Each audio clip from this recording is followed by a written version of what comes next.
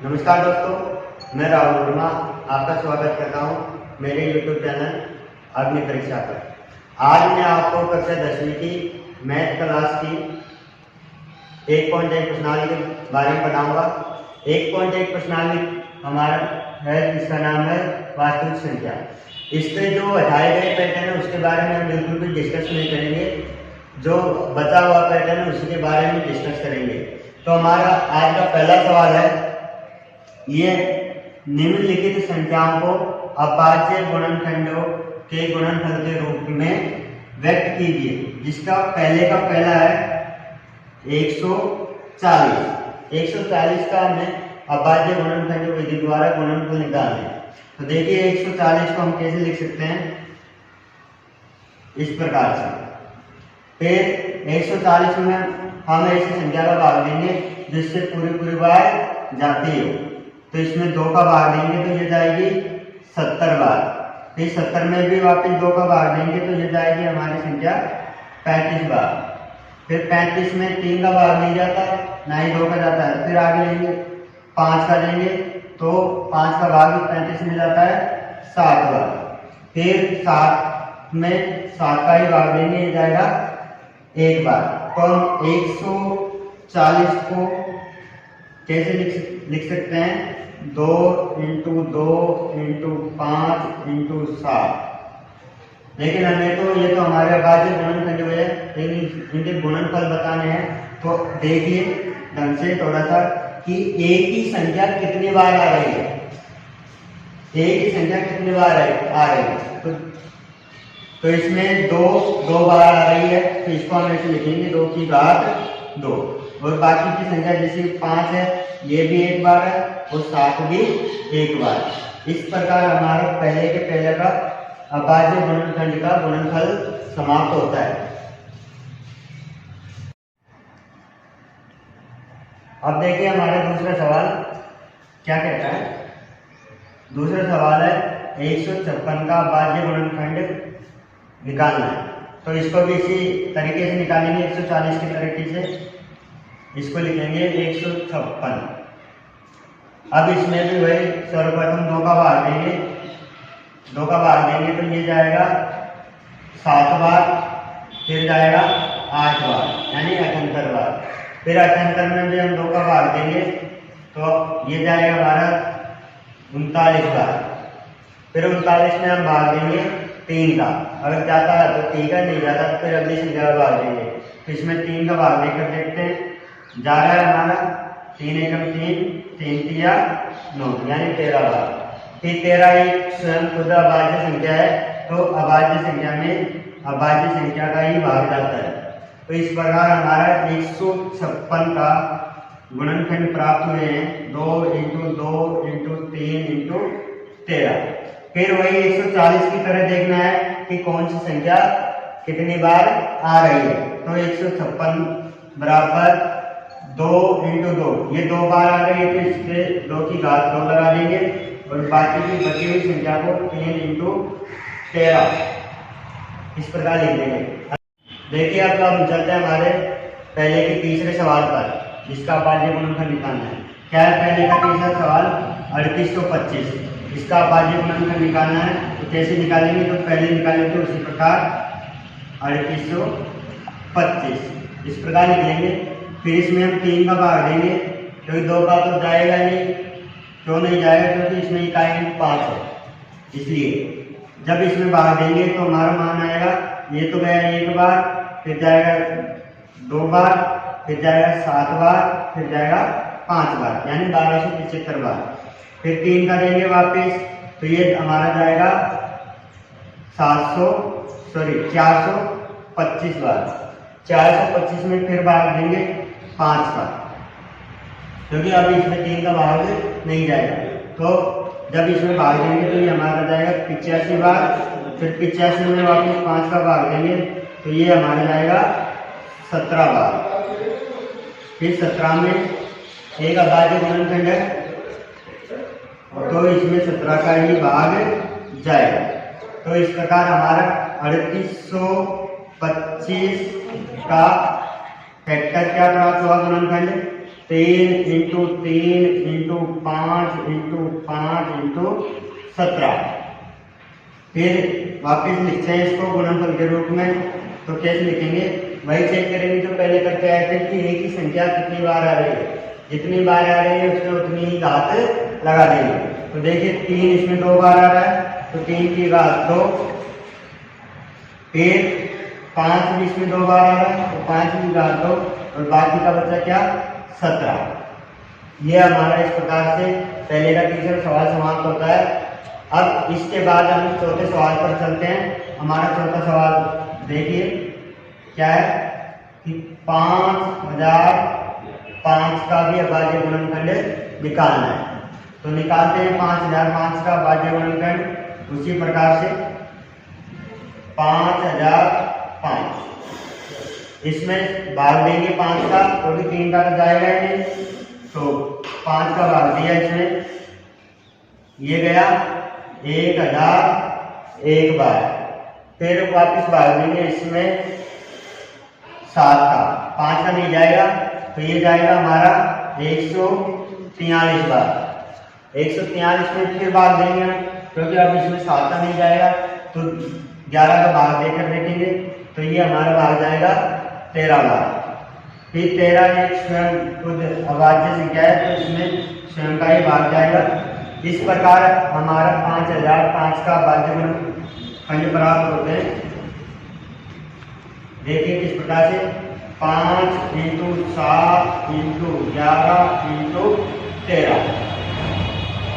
अब इसमें वापस गुणनफल देखें तो इसमें कोई से भी संख्या दोबारा रिपीट नहीं हो रही, तो अतः 5005 का गुणनफल यही रहेगा। अब इसके बाद चलते हैं हमारे नेक्स्ट सवाल पर।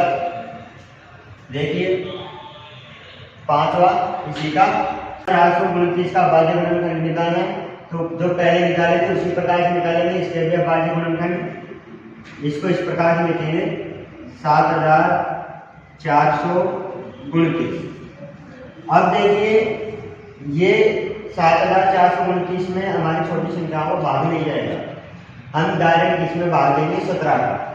17 का भाग देंगे तो ये हमारा भाग जाएगा इसमें 437 बार। कितनी बार जाएगा 437 बार। फिर 437 में 17 का भाग नहीं जाएगा तो फिर उससे बड़ी संख्या 19 है, 19 का भाग देकर देखेंगे। 19 का भाग देंगे तो ये हमारा भाग जाएगा इसमें 23 बार। और 23 को देगा, अब अभाज्य संख्या है तो 23 में सिर्फ 23 का ही भाग जाएगा। इस प्रकार हमें 429 का गुणनखंड प्राप्त होते हैं 17, 19 और 23। यदि गुणनफल निकाले इसके तो हमें देखना पड़ता है कि कौन सी संख्या बार बार रिपीट हो रही है। अगर रिपीट नहीं हो रही तो यही हमारा गुणनफल हो जाएगा। अतः इस प्रकार हमारे प्रश्नावली का पहला सवाल समाप्त होता है। प्रश्नावली की हमारी 1.2।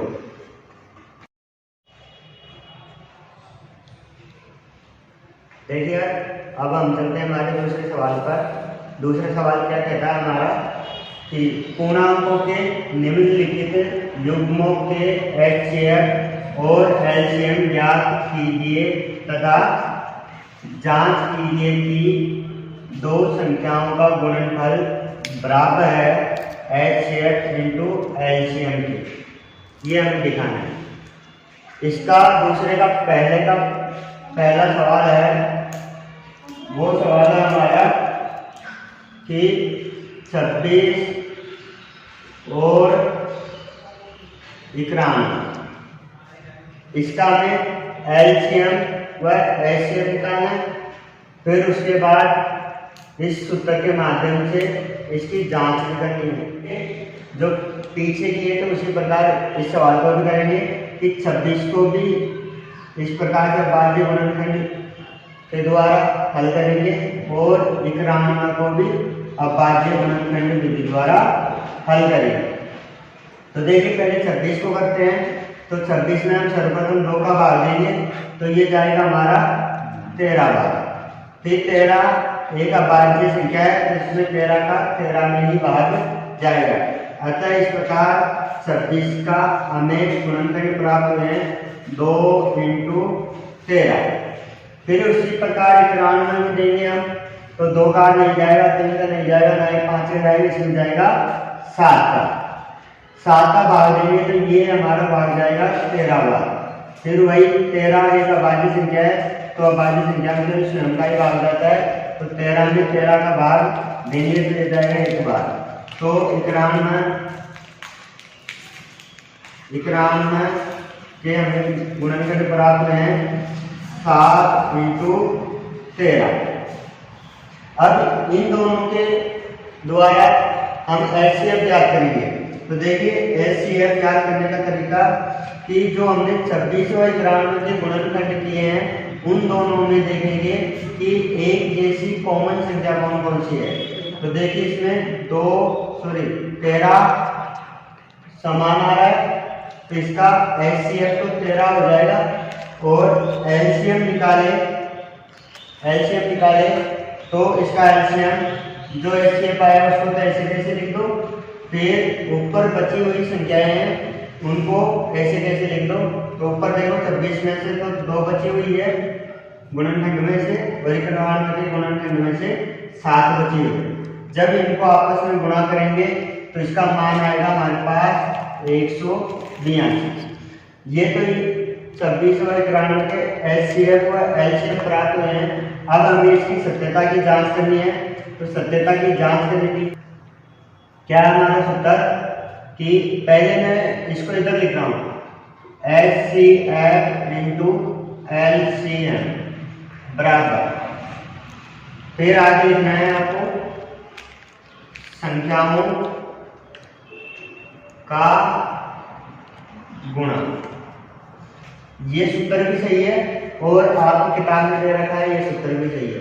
तो देखिए एचसीएफ हमारे पास क्या है 13, तो 13 चिन्ह हमारे पास गुणा का, तो गुणा का लगा देंगे।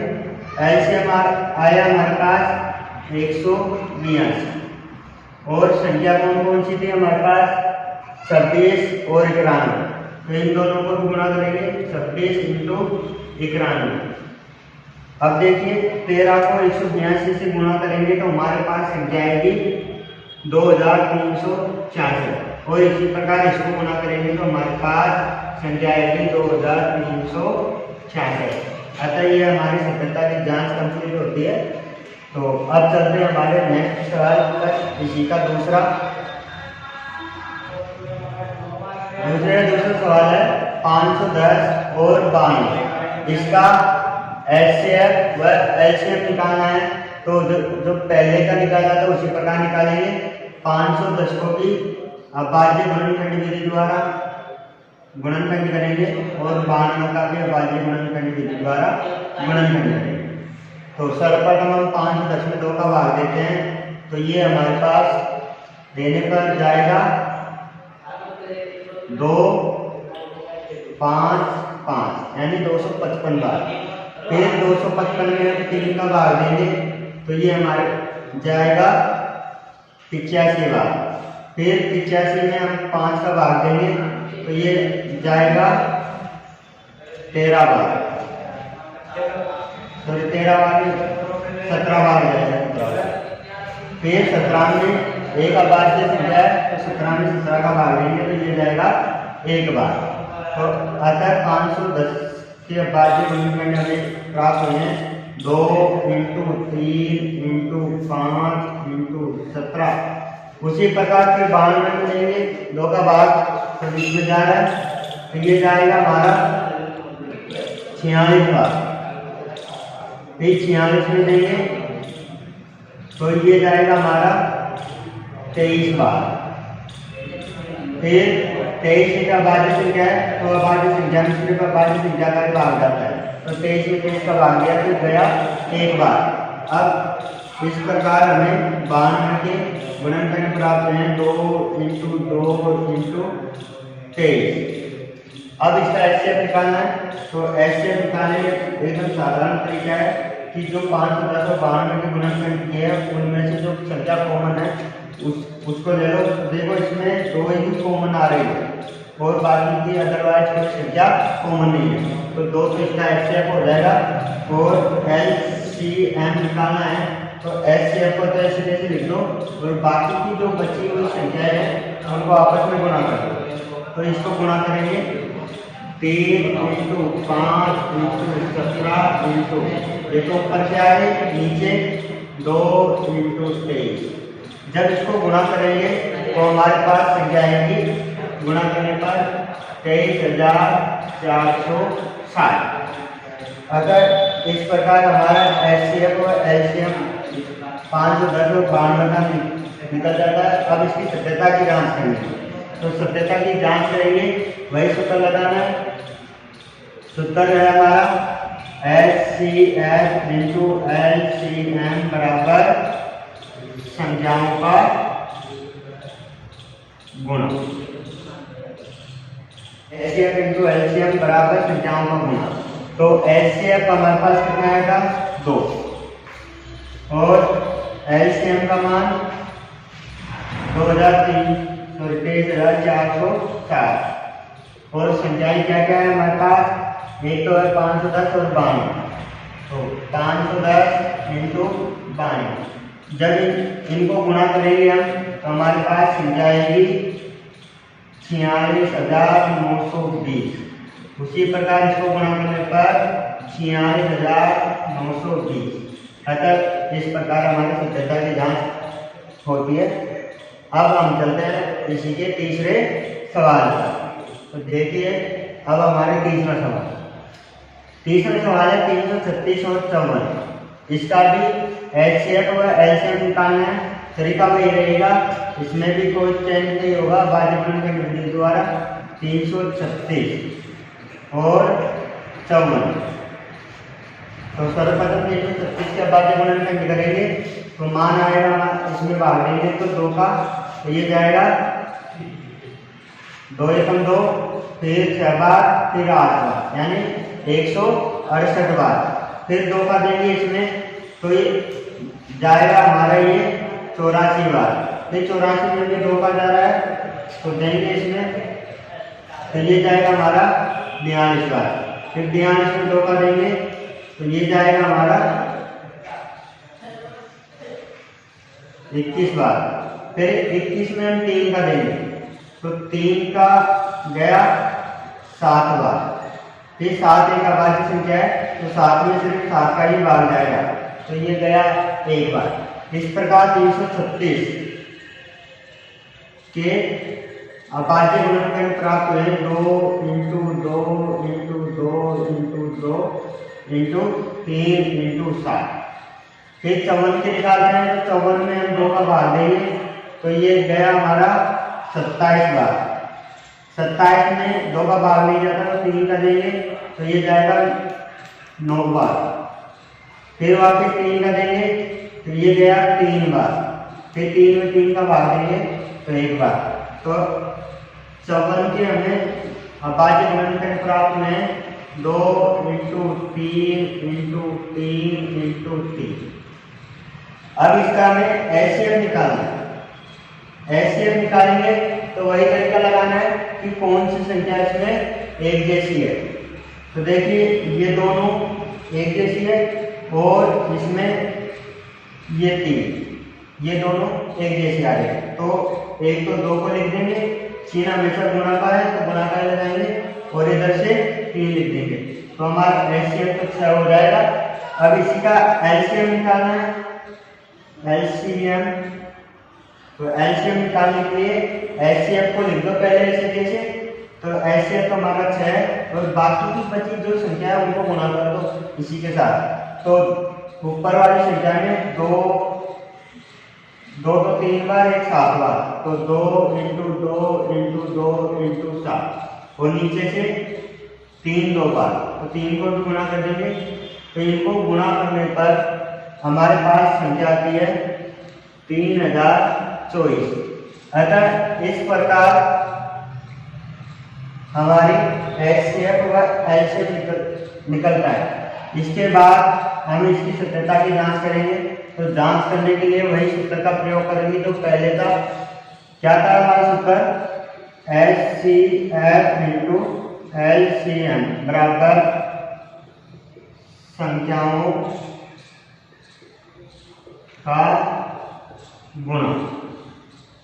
अब इसमें संख्या और HCF LCM, तो पहले HCF हमारे पास 6, LCM हमारे पास है 3024 और संख्या है हमारे पास 336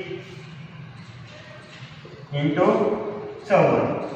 जब इनको हम गुणा करते हैं आपस में तो हमारे पास संख्या आती है 18,144 और इसको भी गुणा करने पर 18,144। अतः इस प्रकार हमारे सत्यता की जांच कंप्लीट होती है। अब चलते हैं हम इसी प्रश्नावली के तीसरे सवाल। ये हमारे दूसरे सवाल कंप्लीट हो चुके हैं। अब देखिए हमारा तीसरे का पहला सवाल। पहले तीसरे का पहला सवाल देखने से पहले तीसरा सवाल क्या क्या है इसके बारे में देखेंगे। क्या क्या है तीसरा सवाल हमारा कि अभाज्य गुणनखंड विधि द्वारा निम्नलिखित पूर्णांकों के HCF और LCM ज्ञात कीजिए। यानी पहले की तरह ही है, क्वेश्चन नंबर 2 की तरह, लेकिन अब इसमें सत्यता की जांच करने के लिए मना कर रहा है। तो हम इसमें सत्यता की जांच नहीं करेंगे, सिर्फ LCM व HCF निकालेंगे। तो इसका पहला है तीसरे का 12, 15 और 21। इसका निकालेंगे तो वही तरीका रहेगा अभाज्य गुणनखंड विधि 12, 15 और 21। तो इसमें सर्वप्रथम 2 का भाग देंगे तो ये गए 6 बार, फिर 2 का देंगे तो 3 बार जाएगा और 3 स्वयं का भाज्य संख्या है जिसमें 3 का 3 में ही जाएगा तो 1 बार। तो 12 का हमें गुणनखंड प्राप्त हुए 2 इंटू 2 इंटू 3। और 15 का 15 के में हम 3 का भाग देंगे 5 बार, तो इसमें गया 1 बार। 5 का भाग 5 में 1 बार जाएगा क्योंकि ये भी एक अभाज्य संख्या है। तो 15 बराबर 3 इंटू 5। फिर इसके बाद 21 का अभाज्य गुणनखंड करके देखते हैं तो इसमें भी 3 का ही भाग जा रहा है। तो ये जाएगा हमारा 7 बार। 7 एक अभाज्य संख्या है, अभाज्य संख्या में केवल स्वयं का ही भाग जाता है, तो 7 में सिर्फ 7 का ही भाग जाएगा। तो देखते हैं 21 में तो कितने 3 इंटू 7। तो अब इसका हमें HCF निकालेंगे। तो HCF निकालेंगे तो देखिए तीनों में क्या कॉमन आ रहा है। तो देखिए इसमें तीनों में ये 3 कॉमन आ रहा है। इसका HCF 3 और LCM निकालना है तो HCF को तो ऐसे कैसे लिख देंगे 3 और बाकी की जो बची हुई संख्या है तीनों में से उसको गुणा कर देंगे। तो ऊपर तो 2 बार है, 2 इंटू 2, बीच वाले में से 5 और लास्ट वाले में से 7। जब इसको हम गुणा करते हैं तो हमारे पास मिल जाती है 420। तो अतः इस प्रकार हमारी संख्याओं का HCF तो 3 और LCM 420 प्राप्त होता है। अब हम चलते हैं इसके बाद इसके नेक्स्ट सवाल पर। देखिए अब हमारे तीसरे का दूसरा सवाल कि 17, 23 और 29 का LCM व HCF निकालना है। तरीका वही रहेगा कि 17 का भी अभाज्य गुणनखंड करेंगे, 23 का भी अभाज्य गुणनखंड करेंगे और 29 का भी अभाज्य गुणनखंड करेंगे। अब देखिए इसमें 17 में किसी का भी भाग नहीं जाता। क्यों नहीं जाता? क्योंकि ये 17 अभाज्य संख्या है और अभाज्य संख्या में सिर्फ स्वयं का भाग जाएगा। तो 17 में 17 का भाग देंगे तो ये गया 1 बार। तो 17 का अभाज्य गुणनखंड कितने प्राप्त हुए 17। अब हमें इसको 1 से और मल्टीप्लाई करना पड़ेगा। फिर उसके बाद 23 की एक अभाज्य संख्या है तो इसमें स्वयं का ही भाग जाएगा, ये भी 1 बार गया। तो 23 बराबर 23 इंटू 1 और फिर 29 का अभाज्य गुणनखंड निकालते हैं तो ये भी एक अभाज्य संख्या है तो 29 में 29 का ही भाग जाएगा 1 बार। तो 29 बराबर 29 इंटू 1। अब इसका HCF निकालना है तो एचसीएफ देखो तीनों में क्या कॉमन आ रहा है, तो तीनों में देखो ढंग से एक कॉमन आ रहा है, तो इसका एचसीएफ एक हो जाएगा। और एलसीएम निकालना है तो एलसीएम एचसीएफ को लिख दो ऐसे जैसे, फिर बाकी की बची हुई संख्याओं को जैसे कि 17, 23 और 29, जब इनको आपस में हम गुणा करेंगे तो हमारे पास संख्या आएगी 11,339। इस प्रकार हमें 17, 23 और 29 का एचसीएफ व एलसीएम प्राप्त होता है। अब इसके बाद हम चलते हैं इसके नेक्स्ट सवाल पर।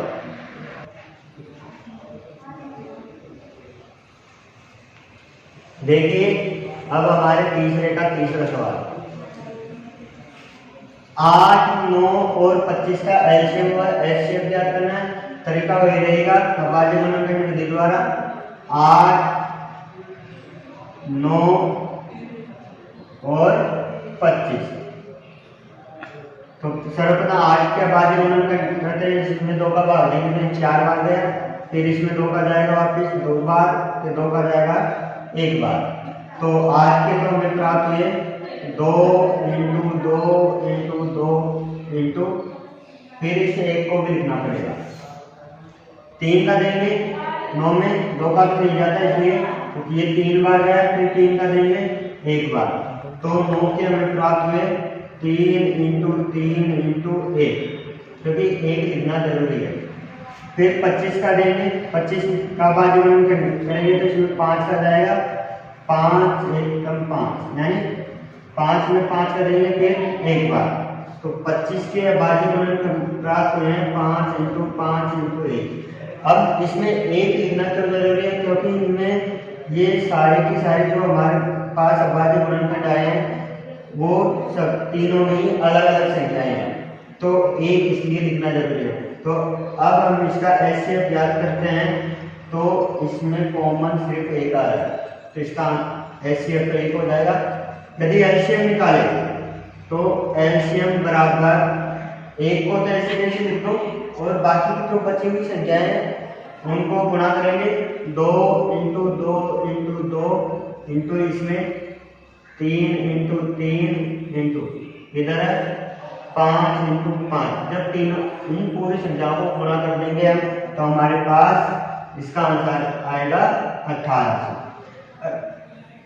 अतः इस प्रकार हमें 8, 9 और 25 का एचसीएफ तो 1 व एलसीएम 1800 प्राप्त होता है।